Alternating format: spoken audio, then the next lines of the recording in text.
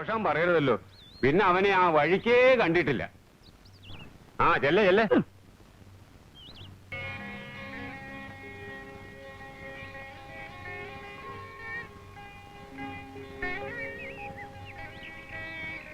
മുത്തശ്ശി ആർക്കൊക്കെ വേണ്ടി പ്രാർത്ഥിച്ചേ? മരിച്ചുപോയ നിന്റെ അപ്പൂപ്പന് വേണ്ടി. കിന്നാരം പറയാണ്ട് വേഗം അടുക്കളയിലോട്ട് ചെല്ല. ഞാൻ ഭഗവതിയോട് എന്താ പറഞ്ഞെന്ന് കേൾക്കണോ? എനിക്കൊന്നും കേൾക്കണ്ട. എത്രയും പെട്ടെന്ന് എന്നെ കെട്ടിക്കൊണ്ടു പോവാൻ ഒരാള് വരണേന്ന്. പോവണ്ടേ?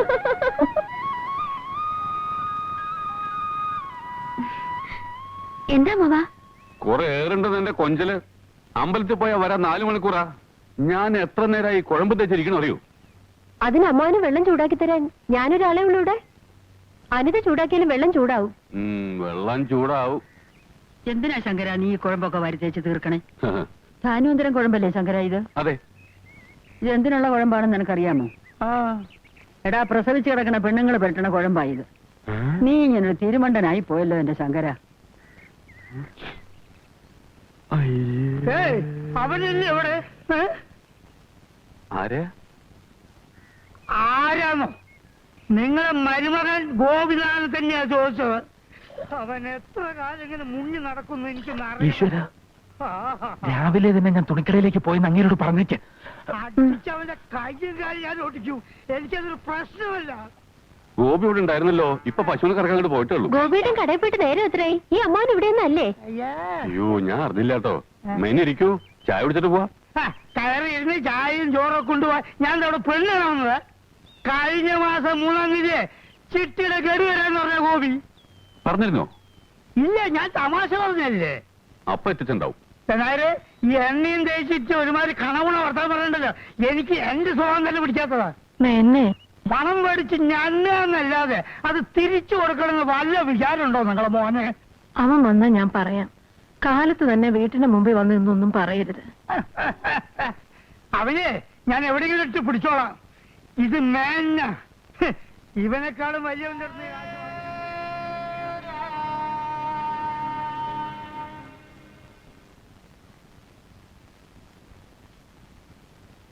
വന്ന് വന്ന് ഇഡലിയുടെ വലിപ്പം 1 രൂപ തുട്ടിന്റെ പരുവത്തിലായി. എന്നെ കൊണ്ടൊന്നും പറയിക്കണ്ട. എങ്ങനെ ഇതെങ്കിലും ഇവിടെ എത്തുന്നെന്ന് നീ ആലോചിച്ചിട്ടുണ്ടോ? എന്റെ കുട്ടി ഒരു തമാശ പറഞ്ഞതല്ലേ. അതിന് നീ ഞാൻ ദേഷ്യപ്പെട്ടാലോ? തമാശ. ജാനകി, എന്റെ കുഴമ്പ് തീർന്നു. ഗോപിയോട് പറഞ്ഞില്ലേ നീ?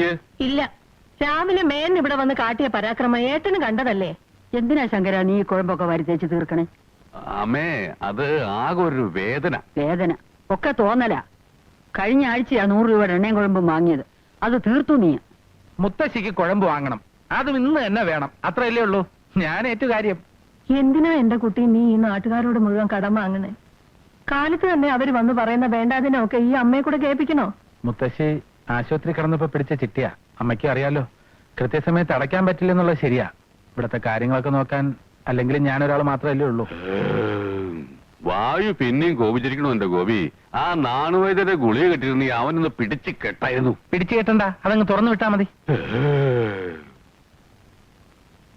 ജാനകി,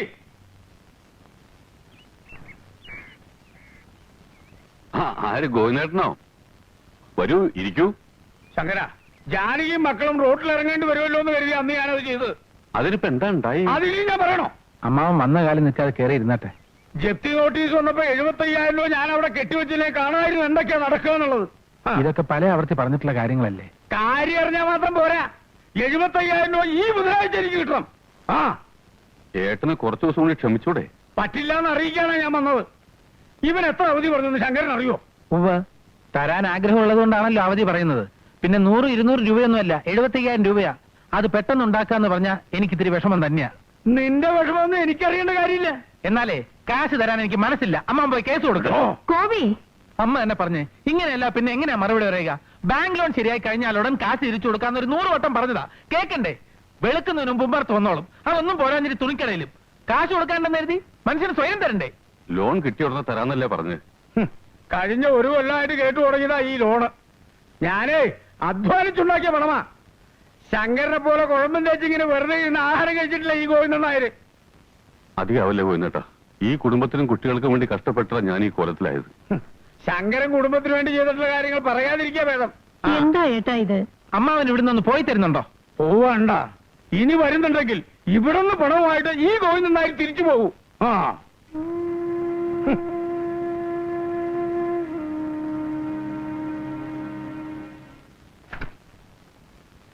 ആ ജാനകിയെ ഒറ്റൊരുത്തി ഓർത്തിട്ടാ ഇത്രയും കാലം ഞാൻ മിണ്ടാണ്ടിരുന്നത്.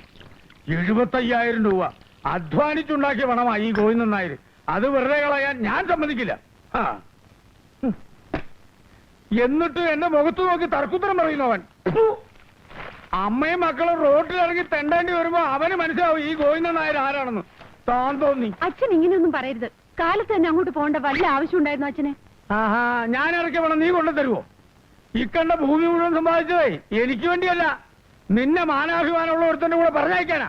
അത് മനസ്സിലാവുണ്ടോ എനിക്ക്? മനസ്സിലാവുന്നുണ്ട്. അച്ഛൻ എന്നും പറയാറുള്ളതല്ലേ, എന്നെ ഒരുത്തന്റെ കൂടെ പറഞ്ഞു വിടാൻ അച്ഛൻ ഇത്രയേറെ സമ്പാദിക്കൊന്നും വേണ്ട. അത് ഞാൻ തീരുമാനിച്ചോളാം. പാണാട്ട് ഗോവിന്ദൻ നായരുടെ മകളെ എങ്ങനെ കെട്ടിച്ചേക്കണമെന്ന് എനിക്കറിയാം. ഇങ്ങോട്ട് നോക്കിയേ, നിന്റെ മനസ്സിൽ വേറെ വല്ല വിചാരം ഉണ്ടെങ്കിലേ ഞാൻ ജീവിച്ചിരിക്കുന്നിടത്തോളം കാലം അത് നടക്കില്ല. എന്റെ മനസ്സിൽ ഇപ്പൊ 10 മണിക്ക് മുമ്പ് സ്കൂളിൽ എത്തണമെന്ന് വിചാരമുള്ളൂ. ഇതിലും ചമ്മന്തി മേശപ്പുറത്ത് മൂടി വെച്ചിട്ടുണ്ട്.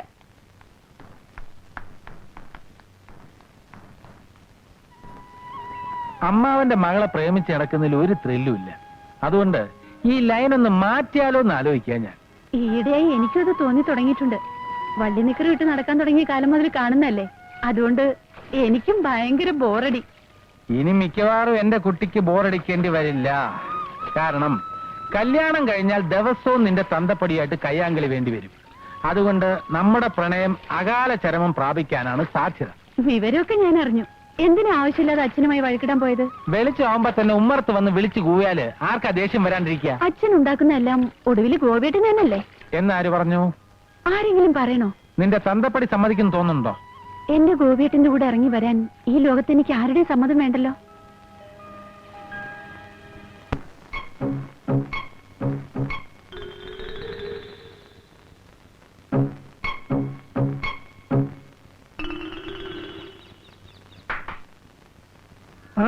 വരണം, ഒരു കാര്യം പറയുവാനുണ്ട്.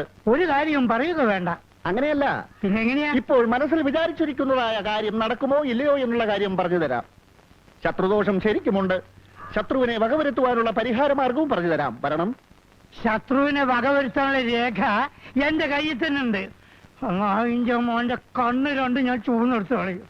എന്റെ കയ്യിലൊന്ന് കിട്ടട്ടെ കേട്ടാ, അത് ഞാൻ നോക്കിക്കോളാം. നിന്റെ സഹായം ഒന്നും വേണ്ട. സ്വന്തം ശത്രു അരികിൽ തന്നെ ഉണ്ട്. വരണം, പറഞ്ഞു ശത്രു തരാം. നീ തന്നെയാടാ എന്റെ ശത്രു. പോ. വേണ്ടേ? ഹലോ, വരണം, ഒരു കാര്യം പറയുവാനുണ്ട്. സാറിന്റെ മുഖലക്ഷണത്തെ കുറിച്ച് പറയുവാണെങ്കിൽ വളരെ സത്യസന്ധനാണ്. ആ കണ്ണുകൾ വലിയ ഭാഗ്യവാന്റെ ലക്ഷണമാണ്. ഏതോ ഒരു അപകടസന്ധിയിൽ നിന്നും രക്ഷപ്പെട്ടു വരികയാണെന്ന് കണ്ടാൽ അറിയാം. വരണം, പറയുവാനുണ്ട്. നല്ല ഐശ്വര്യമുള്ള മൂക്കാണ്. ജോൺ എഫ് കെന്നഡിക്കും ജവഹർലാൽ നെഹ്റുവിനും ഇതേ മൂക്ക് തന്നെ ആയിരുന്നു. വിശ്വപ്രസിദ്ധനാവും. അറച്ചു നിൽക്കാതെ മടിച്ചു നിൽക്കാതെ വരണം. ഐശ്വര്യമായി ഒരു ദക്ഷിണ വയ്ക്കണം. മുരുക ഭഗവാനെ, ഗുരുവായൂരപ്പ. തൽക്കാലം ഇത് മതിയാവും. പറയുന്നത് മുഴുവനും സത്യസന്ധമാണെങ്കിൽ സാറ് 100 രൂപ എനിക്ക് സമ്മാനം തരണം. ഭഗവാനെ, ഇനി ആ കൈയൊന്ന് കാണട്ടെ. വിവാഹിതനല്ല. അല്ല, അടുത്ത് തന്നെ ഉണ്ടാവും. ഉത്തരങ്ങൾ വേണ്ട, ഞാൻ പറയുന്നത് കേട്ടാൽ മതി. നിങ്ങൾ ഇപ്പോൾ ചെയ്തുകൊണ്ടിരിക്കുന്നതായ ജോലി അധികനാൾ ചെയ്യേണ്ടി വരില്ല. അയ്യോ, അപ്പൊ മുതലാളി എന്നെ ജോലി എന്ന് പറഞ്ഞു വിടുവോ? അയ്യോ, അതല്ല സാർ, നല്ല ഐശ്വര്യമുള്ള കൈയാണ്. കോടി ജനങ്ങളിൽ ഒരാൾക്ക് മാത്രമേ ഇത്തരം രേഖയുണ്ടാവൂ. ആ, രാജയോഗമാണ്. സവാരി ആനപ്പുറത്താവും. ജനങ്ങളെ ഭരിക്കുവാനുള്ള അധികാര പദവിയിലെത്തും. എന്താ പറഞ്ഞത്? ഒന്നുകൂടെ പറയൂ. അതെ, പാണാവള്ളി കൃഷ്ണപ്പണിക്കരെന്ന ഞാൻ പറയുന്നു. ലോട്ടറി എടുക്കാറുണ്ടോ? ഇല്ല. എന്നാ എടുക്കണം. ഓ, കോടീശ്വരനാകാനുള്ള യോഗം കാണുന്നുണ്ട്. കോടീശ്വരൻ. ആ, സമയം തെളിഞ്ഞാ മതിയായിരുന്നു. നായ്ക്കൾ കുറിക്കുന്നു. ആരാത്? പോറാ പട്ടി വരുന്നത്. വേണ്ടാട്ടാ, എന്റെ അടുത്ത് വേണ്ട.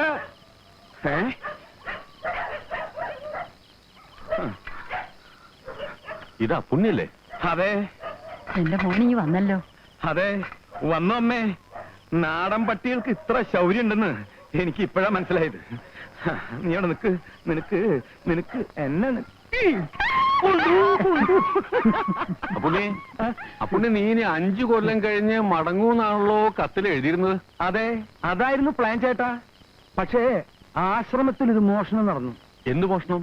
മഠാധിപതി ചൗടയ്യ സ്വാമിയുടെ രത്നകിരീടം കാണാതെ പോയി. നീയാവും മോഷിച്ചത്. ചേട്ടാ, സ്വാമിമാരുടെ മനസ്സ് വേദനിപ്പിക്കരുത്. ഏതോ തന്തയില്ലാത്ത അന്തേവാസി ചെയ്ത കുറ്റത്തിന് ശിക്ഷ അനുഭവിക്കേണ്ടി വന്നത് ഞാനാണ്. പോലീസ് ചോദ്യം ചെയ്തും മർദ്ദിച്ചും എന്റെ ശരീരം ഈ പരുവത്തിലായി. മോനെ അപ്പുണ്ണിയെ, നീ വന്ന് കുളിച്ച് ആഹാരം കഴിക്കും. വേണ്ട അമ്മേ, ആഹാരം കഴിച്ചിട്ട് കുളിച്ചിട്ട് വീണ്ടും വേണമെങ്കിൽ ആഹാരം കഴിക്കാം. പിന്നെ ഒരു കാര്യം, ആരും ഇനി എന്നെ അപ്പുണ്ണിന്ന് വിളിക്കരുത്. ഞാൻ അപൂർണാനന്ദ സ്വാമികളാണ്. എല്ലാവരെയും ഞാൻ അനുഗ്രഹിക്കാം.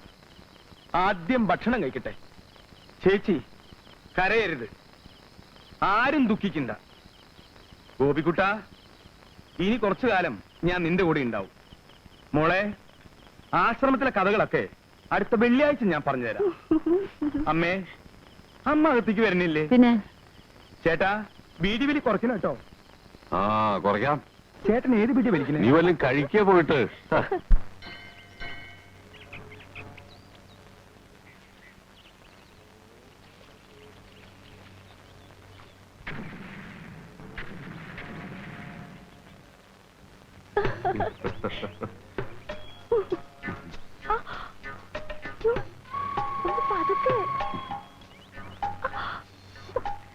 വേദനിക്കുന്നു. അല്പം വേദനിക്കട്ടെ എന്ന്.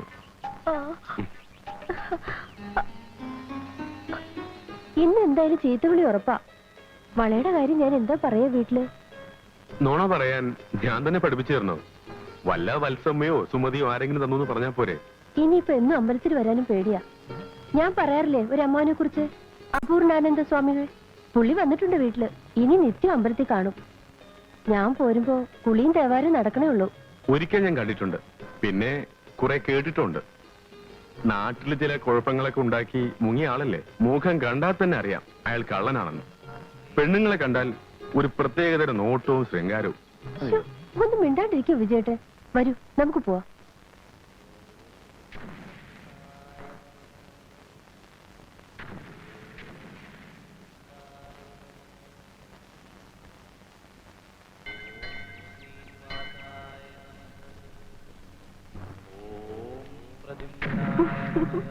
നിൽക്കൂ വത്സ.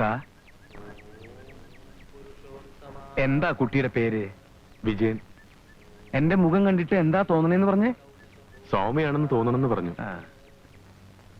എന്താ ഇങ്ങനെ സൂക്ഷിച്ചു നോക്കണേ? ആ തേജസ്സും അവിടുത്തെ ഗാംഭീര്യവും കണ്ടപ്പോ നോക്കിപ്പോയതാ. ഈ കൂടെ നിൽക്കണ കുട്ടി ആരാണെന്ന് അറിയോ തനിക്ക്? അറിയാം. ആരാ? ഇന്ദു, സ്വാമിയുടെ സഹോദരിയുടെ മകൾ. അവിടുന്ന് ഞങ്ങളെ അനുഗ്രഹിക്കണം. അനുഗ്രഹിക്കാം, പക്ഷേ രണ്ടുപേർക്കും ഒപ്പം വേണ്ട. കുട്ടി അങ്ങോട്ട് മാറി നിൽക്കൂ. വത്സ, എന്തോ? ചെവി ഇങ്ങോട്ട് തരൂ. എന്റെ അമ്മോ. എന്താ? അയ്യേ. ഞെട്ടരുത്. എടാ തന്തയ്ക്ക് പറക്കാത്തവനെ, കമണ്ടലും വടിയും എടുത്ത് ദേശാടനത്തിന് ഇറങ്ങിയത് പിച്ചെടുക്കാനല്ല. നീ ആ പിഞ്ചു പെൺകുട്ടിയോട് പറയണതൊക്കെ ഞാൻ കേട്ടു. എന്താ പറഞ്ഞത്? എനിക്ക് കള്ളലക്ഷണം ഉണ്ടെന്ന്. ഉണ്ടടാ, ഉണ്ട്. മേലിൽ ഇങ്ങനെയുള്ള പാവം പെൺകുട്ടികളെ വഴിപിഴപ്പിക്കാൻ നോക്കിയാൽ മോനെ വത്സ, ഈ പാവം സ്വാമിയെ കണ്ണൂർ സെൻട്രൽ ജയിലിലേക്ക് അയക്കരുത്. പോടാ, പോടാ, പോടാ പന്നി.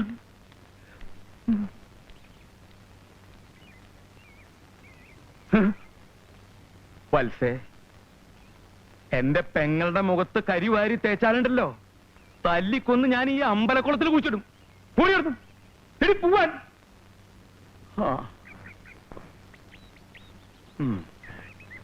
സ്വാമിജി, ദീപാരാധനയൊക്കെ കഴിഞ്ഞു. ഓ, മുണ്ടും നേരിതും കാണുമ്പോ തരിക്കുക. ഭഗവാനെ, എന്നെ പരീക്ഷിക്കരുത്. എന്തായി കുട്ടിയെ? ഇന്ന് കട കൂട്ടിയത് മോനേട്ടനാ. ഏതോ ഒരു മാനേജറെ കാണാൻ വേണ്ടി നേരത്തെ ഇറങ്ങിയെന്ന്. എന്തോ പാർട്ടി അത്രേ. പാർട്ടിയോ? ആ, അപ്പോ വീശിയിട്ടായിരിക്കും വരവ്. ഇപ്പൊ എന്തായി ശങ്കരേട്ടാ? അപൂർണാനന്ദ സ്വാമികൾ പ്രവചിക്കുന്നതൊന്നും തെറ്റാറില്ല. എന്റെ പേടി പങ്കുണ്ണിമേനോൻ അവിടെ എവിടെങ്കിലും ഒളിച്ചു നിന്ന് എന്റെ കുട്ടിയെ പേടിപ്പിക്കുമെന്നാ. ഈ അമ്മയ്ക്ക് എപ്പോഴും പങ്കുണ്ണിമേനെ വർത്താനേ പറയാറുള്ളൂ. അയാള് ചത്തു പറഞ്ഞിട്ട് കൊല്ലം കുറെ ആയില്ലേ അമ്മേ? കൊല്ലം എത്രയായാലെന്താ, അവന്റെ ആത്മാവ് ഗതി കിട്ടാതെ അലയുകയല്ലേ. പ്രമാണിമാര് കൂടി തല്ലിക്കൊന്ന് കെട്ടിത്തൂക്കിയതല്ലേ ആ പുണ്യെ. ഒരേല നീ പേടിച്ചോടണം. നീ എങ്ങനെയാ പുണ്യ ഋഷികേശത്തും കൈലാസത്തൊക്കെ പോയി?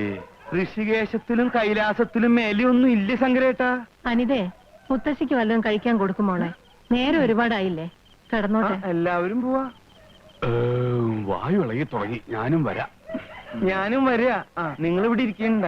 നേരത്തെ നാളികേരം വീണതാ. നാളികേരം എന്താ ഈ പട്ടി കിടന്ന് കുറയ്ക്കണേ?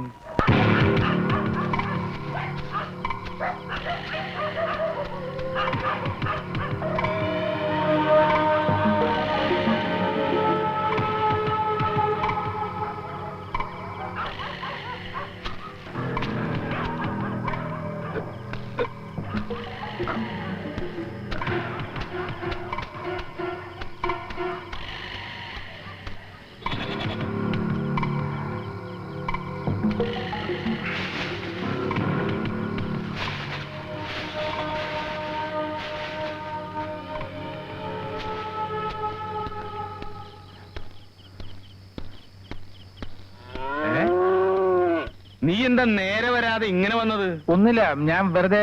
എവിടെ ആയിരുന്നടാ നീ? ബാക്കിയുള്ളവർ ഇവിടെ കിടന്ന് തീ തിന്നായിരുന്നു. അമ്മേ, ആ ലോൺ ശരിയാക്കുന്നതിന് വേണ്ടി ബാങ്ക് മാനേജർക്ക് ഒരു പാർട്ടി കൊടുക്കുമെന്ന് ഞാൻ പറഞ്ഞിരുന്നില്ലേ? വിശക്കുന്നുണ്ടാവില്ലേ നിനക്ക്? കുളിച്ചു വരും, അമ്മ ചോറെടുത്ത് വെക്കാം. എന്താ എത്ര എണ്ണം വീശി? ഒരു കുപ്പി. കുറച്ചടിക്കുന്നതിൽ ഒരു തകരാറുമില്ല. ഞാൻ ഹരിദ്വാറിലായിരുന്നപ്പോ എന്റെ ഒരു ശിഷ്യൻ എനിക്ക് മറ്റവനെ കൊണ്ടുവന്നു തന്നു. കഞ്ചാവ് 2 പിടി പിടിച്ചു.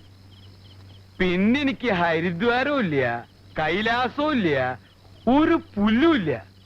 ഞാനിങ്ങനെ പറന്നു പറന്നു പറന്നു ചൊല്ലാൻ. ഈ അമ്മാന്റെ